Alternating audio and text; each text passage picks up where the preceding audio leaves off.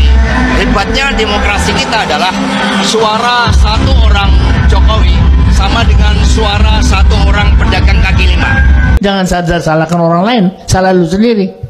Mestinya lu punya orang, mestinya lu pakai, enggak aja lu pakai, malah lu bikin jadi lawan. Modern lu.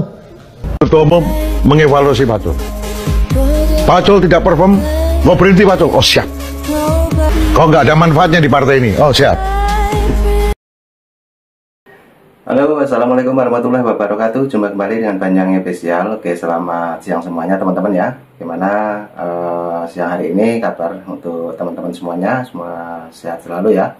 Dan kali ini kita mau nonton lagi video tentang PDIP tentunya ya, yaitu mengenai pilkada yang ada di Jawa Tengah. Dan untuk video yang kita tonton yaitu pernyataan paling jujur Bambang Pacul kepada Megawati yang dikambing hitamkan Hasto. Oke teman-teman ya, jadi ini juga ada video, kita tonton bareng-bareng dan ambil hikmahnya. Mungkin teman-teman punya saran dan kritik silahkan tulis di kolom komentar saya. Lanjut untuk videonya kita siapkan dulu dan mari kita tonton bareng. Dan let's go. Kami dari 6 provinsi sebelumnya, data saat ini sudah memenangkan 14 provinsi. Kami memenangkan DKI Jakarta. Jadi dari Jawa Tengah, PDI Perjuangan kandangnya sekarang di ibu kota Jakarta. Ya, jadi jangan lagi sebut Jawa Tengah sebagai kandang banteng, tetapi sebagai kandang bansos dan parcok. Di Jawa Tengah dia sudah nyerah dengan mengatakan bahwa Bambang Pacul tidak mendukung Andika. Itu dia sudah kalah, ya kan? Dia sudah tahu nih kalah. Tapi gua harus cari kambing hitam nih. Siapa? Ketua DPD Jawa Tengah, siapa? Bambang Pacul. Gitu loh. Dianggap harus bertanggung jawab. Yang lucunya ini kan hanya Bambang Pacul yang dipersoalkan. Sulawesi Utara, ketua DPD-nya siapa? Oli Dono Kabe. Oli kalah kan? Kalah. Tapi nggak dipersoalkan. Mungkin wilayah-wilayah lain, Surabaya, Jawa Timur juga seperti Said Abdullah kalah juga. Itu juga jagoan-jagoan ya. Nah, Jawa Tengah menghadapi suatu tekanan yang sangat kuat.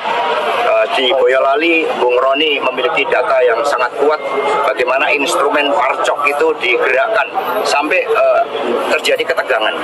Di Solo, beberapa upaya-upaya untuk menyuap rakyat dengan bansos berhasil digagalkan melalui patroli bersama antara rakyat yang cinta demokrasi, rakyat yang tidak ingin suaranya terbeli, itu kemudian bersatu untuk mengawal suara rakyat tersebut. Dengan campur tangan Pak Jokowi, hebatnya demokrasi kita adalah suara satu orang Jokowi sama dengan suara satu orang pedagang kaki lima. Dan kita lebih memilih pedagang kaki lima. Suara pedagang kaki lima itulah hebatnya demokrasi. Sehingga dengan cawe-cawe Pak Jokowi di luar wilayahnya ini menunjukkan suatu arus balik. Si Jokowi itu lu harus jadikan teman.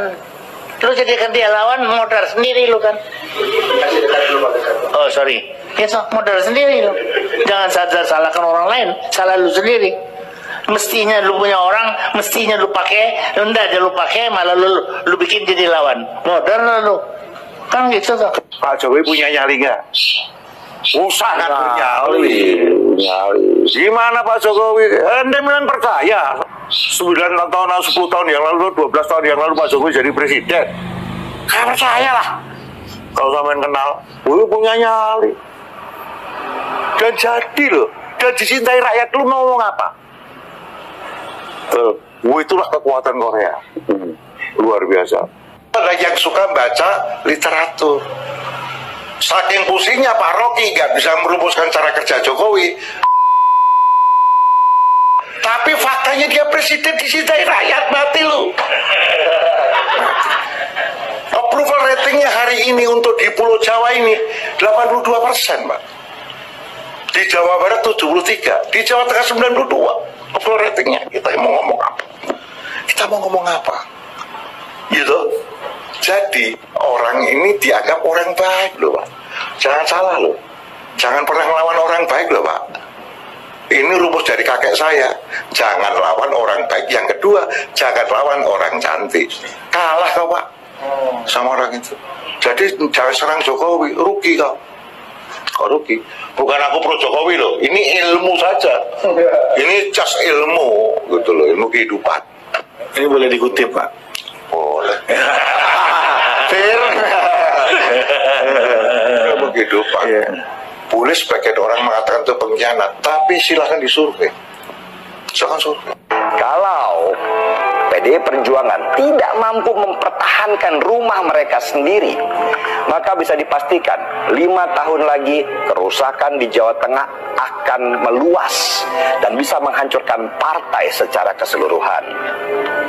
Sudah seharusnya Bambang Wuryanto, atau lebih dikenal nih dengan nama Bambang Pacul, Ketua DPD PDI Perjuangan Jawa Tengah, komandan lapangan, bertanggung jawab terhadap kekalahan Ganjar Pranowo dan Andika Perkasa di Jawa Tengah sebagai seorang ksatria.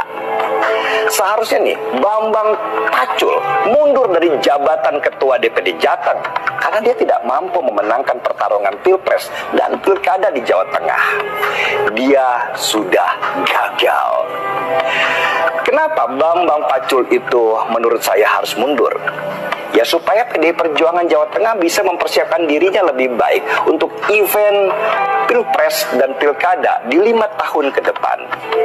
PDI Perjuangan butuh udara segar di Jawa Tengah yang punya leadership yang kuat dan bisa menyatukan cabang-cabang dan ranting-ranting partai menjadi satu kesatuan yang sulit dikalahkan karena soliditas dan militansi yang hebat.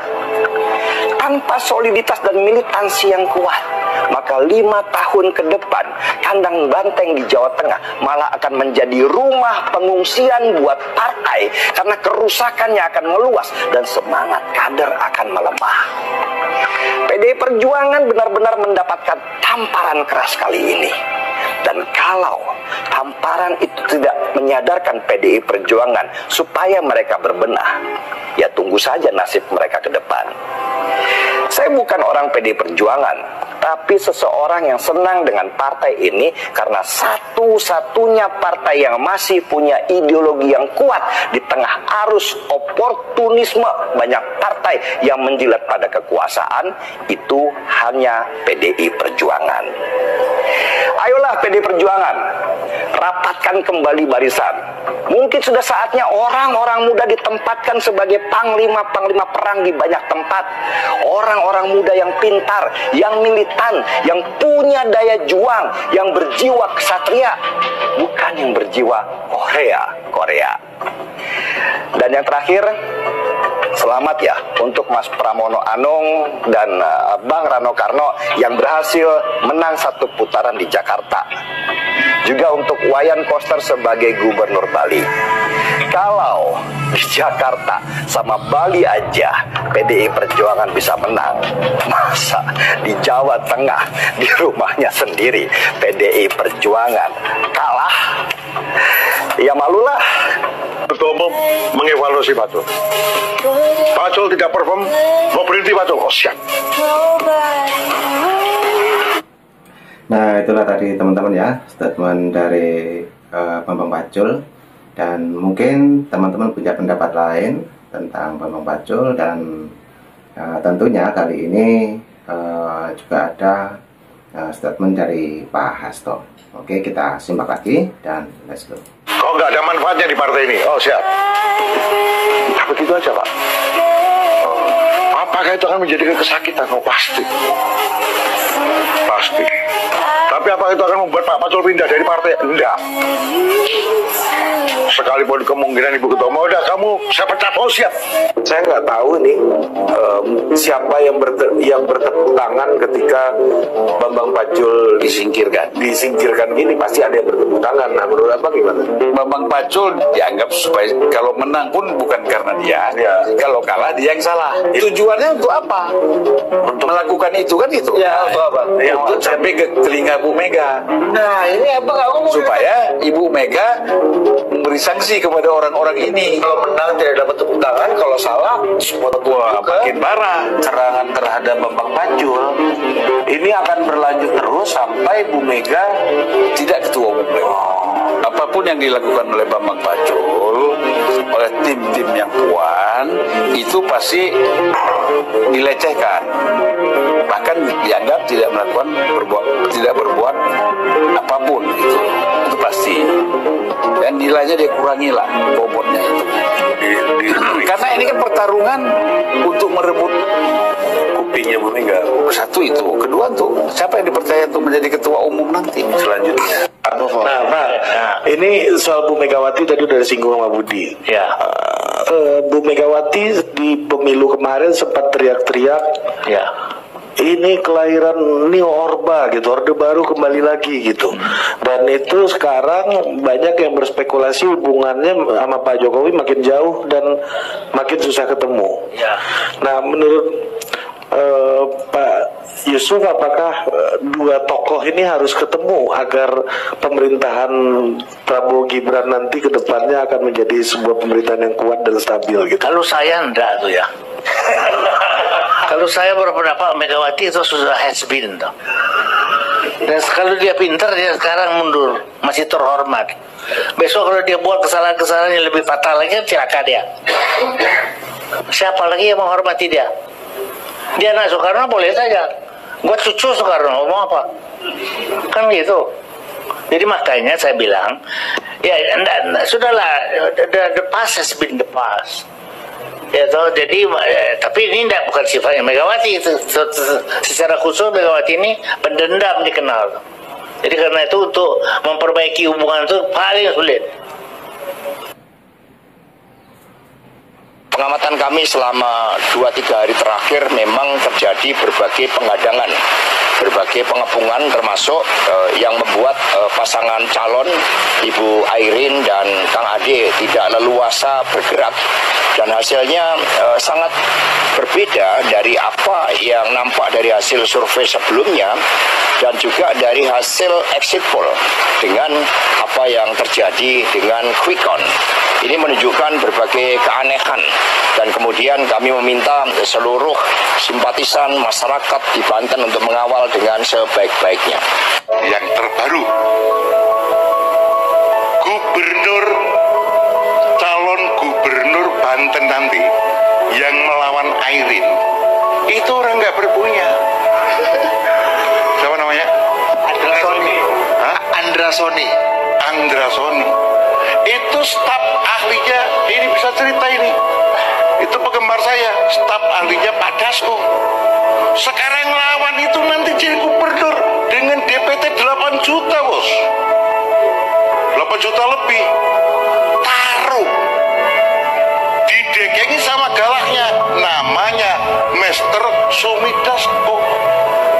Itu galaknya dia. Korea banget itu. Wah, tanya ini kawannya dia ini. Makan juga susah dulu. Lu ini true story. Mau tempur jadi gubernur. Itu contoh galak tepat. Nah, oke teman-teman, itulah pernyataan yang paling jujur dari Bambang Pacul, teman-teman ya. Jadi mungkin teman-teman punya saran dan kritik dan mempunyai kebijakan lain, silahkan tulis di kolom komentar saya. Jadi cukup itu dulu yang kita tonton untuk hari ini ya, ataupun siang hari ini. Dan mungkin teman-teman punya saran dan kritik, silahkan tulis di kolom komentar saya. Sesaat lagi ada video yang lebih menarik lagi dari Banyuwangi Official. Oke, terima kasih semuanya. Saya ucapkan sehat selalu, salam buat keluarga, assalamualaikum warahmatullahi wabarakatuh. Sampai jumpa, thank you.